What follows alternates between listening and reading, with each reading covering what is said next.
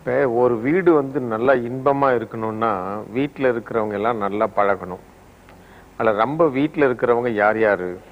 முக்கியமாக குடும்ப தலைவனும் தலைவியும் தான். அதாவது கணவனும் மனைவியும் தான்.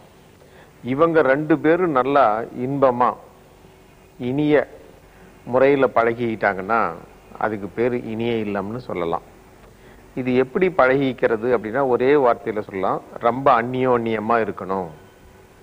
இந்த அந்நியோன்யம்னா என்ன? நீங்கள் பார்க்கலாம், சில பேர் ரொம்ப மோசமான குவாலிட்டிஸ் குணாதிசயம் இருக்கிற தம்பதிகள் கூட ரொம்ப ஒத்துமையாக அவ்வளோ அழகாக பழகிட்டு இருப்பாங்க. நமக்கே ஆச்சரியமாக இருக்கும், எப்படி இப்படி பழகிட்டு இருக்கிறாங்க அப்படின்னு சொல்லிட்டு. அதே சமயத்தில் ரொம்ப அருமையான குணாதிசயம் உள்ள சில தம்பதிகள் மிக மோசமான நிலைமையில பழகிட்டு இருப்பாங்க. அதாவது ஒருவரோட ஒருவர் பழகுவதில் மிக மிக முக்கியமா சில அம்சங்கள், சில ரகசியங்கள், சில டிப்ஸ் தேவைப்படுது. வெற்றிகரமா பழகிறது அப்படின்றது ஒரு கலை, ஒரு முயற்சி, ஒரு திறமையாகும். இது கணவன் மனைவிக்குள்ள எப்படி அந்யோன்யமா இருக்கிறது, ஒருத்தர் எப்படி மிகவும் விரும்பி இனிமையா பழகிற மாதிரி இருக்கிறது அப்படின்னு பார்க்கலாம். இப்ப உதாரணத்துக்கு, இப்ப ஒவ்வொரு மனிதனும் எல்லா விதமான குறையும் நிறையும் உள்ளவங்க தான். யாருமே நிறையே உள்ளவங்களும் கிடையாது, யாருமே குறையே உள்ளவங்களும் கிடையாது. இப்ப நீங்க எடுத்துக்கிட்டீங்கன்னா, இப்ப நானே இருக்கேன், என்கிட்ட சில நல்ல குணங்கள் இருக்கு, பாராட்டும்படியான குணாதிசயங்கள் இருக்குது, பண்புகள் இருக்கு. அதே சமயத்துல குறை சொல்லக்கூடிய, கண்டிக்கத்தக்க கூடிய சில வீக்னஸஸும் இருக்குது. இது ரெண்டும் ஆனதுதான் ஒரு மனிதன். இந்த மாதிரி ரெண்டும் இருக்கிற மனிதர்கள் கணவன் மனைவி பழகும் போது எப்படி இருக்கணும், எப்படி அந்த அந்யோன்யம் ஏற்படும் அப்படின்றது. இப்ப என்கிட்ட ஒரு குறை இருக்குது, இல்ல உங்ககிட்டயே ஒரு குறை இருக்குதுன்னு வச்சுக்கோங்க, அது எனக்கு தெரிஞ்சிருக்குது. அந்த குறைய நான் வெளியே சொல்லாம, அதாவது சொல்ல வேண்டிய ஒரு சந்தர்ப்பம் கிடைக்கும் போது கூட நான் அதை சொல்லாம, மறைக்கிறதுன்னு இல்லை, சொல்லி உங்களை அவமானப்படுத்தாம இருந்தேன் அப்படின்னா உங்களுக்கு எப்படி இருக்கும்? இப்போ உங்ககிட்ட ஒரு குறை இருக்குது, நான் சொல்ல வேண்டிய ஒரு சந்தர்ப்பம் வருது, சொல்லி காட்டலாம், அப்ப கூட நான் சொல்லாம அந்த குறைய விட்டுட்டேன் அப்படின்னா என் மேல உங்களுக்கு என்ன ஏற்படும்? ஒரு மதிப்பு, மரியாதை, இதெல்லாம் ஏற்படும்.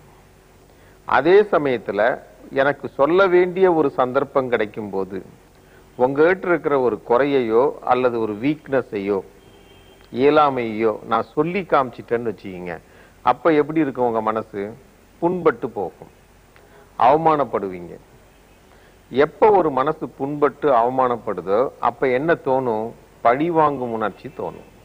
நீ என்ன இப்படி பண்ணியா பார், எனக்கு ஒரு வாய்ப்பு கிடைக்கும் போது உன்னை என்ன பண்ற பார். அதே சமயத்துல உங்ககிட்ட இருக்கிற குறைய நான் சொல்லாம இருந்துட்டேன்னு வச்சுக்கிங்க, காட்டி கொடுக்காம இருந்துட்டேன்னு வச்சுக்கிங்க, இல்ல வெளிப்படுத்தாம இருந்துட்டேன்னு வச்சுங்க, இல்லாட்டி பப்ளிசிட்டி பண்ணாம இருந்துட்டேன் அப்படின்னா என்ன தோணும்?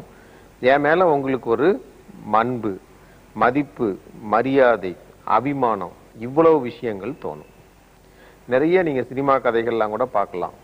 ஒரு திருட வருவான், ஒரு தாயார் மறைச்சிருவாங்க, அதுக்கப்புறம் ஒரு போலீஸ்கார் கேட்கும்போது இல்லைன்னு சொல்லும்போது அவனுக்கு அவங்க மேல ஒரு மதிப்பு, மரியாதை வரும்.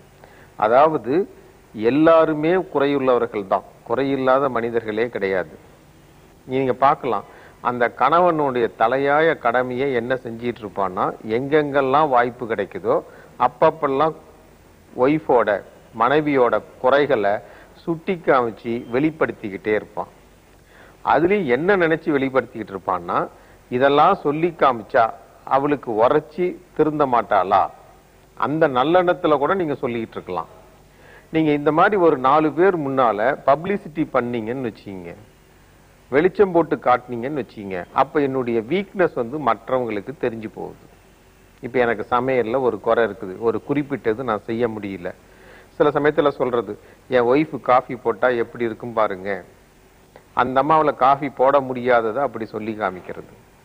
இந்த மாதிரிலாம் நம்ம வெளிச்சம் போட்டு காமிச்சோம் அப்படின்னம்னா அந்த அம்மாவுக்கு உடனே என்ன தோணும்? உங்க மேல ஒரு காழ்ப்புணர்ச்சி, ஒரு பகைமை உணர்ச்சி, வெறுப்பு, என்ன இந்த மனுஷன் வந்து இப்படி நம்மளை போட்டு வெளியே காட்டி கொடுத்துட்றானே. அதே மாதிரி அந்த அம்மாவும் அந்த வீட்டுக்காரர் மேல ஒரு குறை இருக்குதுன்னா உடனே முதல் வெளியே போய் சொல்றது அவங்க தான். இவங்க என்ன நினைச்சுக்கிட்டு சொல்றாங்க அப்படின்னா, இதெல்லாம் சொல்லி காமிச்சோம்னா, சொல்லி காமிக்கிறதுன்றது ஒரு மட்டமான ஏற்றுக்கொள்ள முடியாத ஒரு நடவடிக்கை ஆகும். அந்த மாதிரி சொல்லி காமிச்சோம்னா என் மனசு புண்பட்ட பிறகு பகைமை உணர்ச்சி தான் வரும். சந்தர்ப்பம் கிடைக்கும் போது புருஷன் மனைவியையும் மனைவி புருஷனையும் மாத்தி மாத்தி போட்டு புண்புறுத்திக்கிட்டே இருப்பாங்க. அப்பதான் வந்து என்ன இந்த மனுஷன் இப்ப கணவனுடைய தலையாய கடமை என்ன, மனைவியிட்டு இருக்கிற குறைகளை எல்லாம் வெளியே தெரியாத மாதிரி பாதுகாக்க வேண்டியது அவனுடைய கடமை. உணவு உடை மட்டும் கொடுக்கறது இல்ல, அவளுடைய கௌரவத்தையும் காப்பாற்ற வேண்டியது கணவனுடைய தலையாய கடமை. அதே போல புருஷனுடைய மதிப்பையும் காப்பாற்ற வேண்டியது மனைவியோட கடமை.